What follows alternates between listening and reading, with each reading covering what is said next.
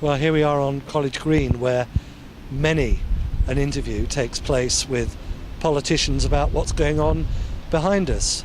Well, behind us is where I work during the week, away from Torbay, standing up for the area, trying to raise the issues that are important to local people and try and get decision makers to take note and indeed to act on the issues that are important.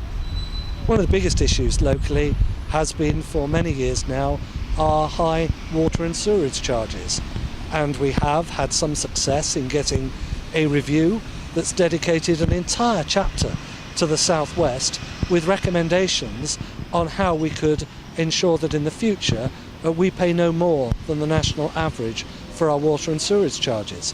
At the moment we pay over £100 more than the average water and sewerage charges. So a success story.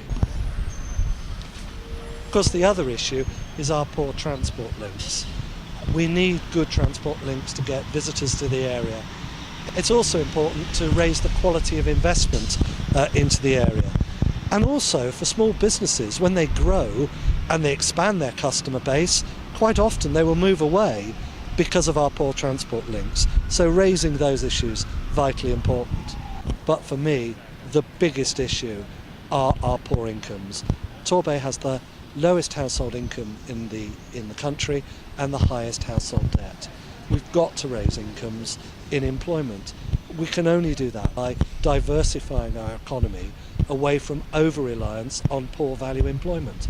That way we raise expectations, we raise aspirations amongst our young people, who if they've got a few qualifications move away, or if they haven't got qualifications lack the sort of ambition to want to make the place the kind of successful economy that we'd all wish to see. And people complain to me about the state of our shopping centres. Well, if we have more money in the town, better shops will open, more shops will open, and the shops that exist will do better. So investing in small, locally owned businesses is actually critical for our economic future. And I will continue to bang that drum and try and make the council see sense, as well as get more support from government up here. So those are really the big issues. It's about the costs that we incur because of where we live.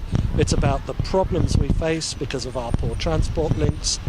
And it's about our incomes and having more money in people's pockets so that we prosper along with the rest of the country.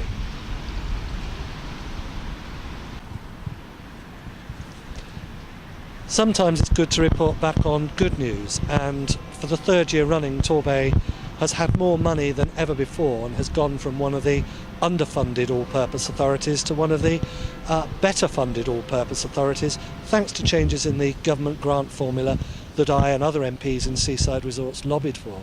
Specifically, I've helped get the sea change funding, with Torbay one of the first areas in the country to get benefit from that fund to the tune of £2.7 million.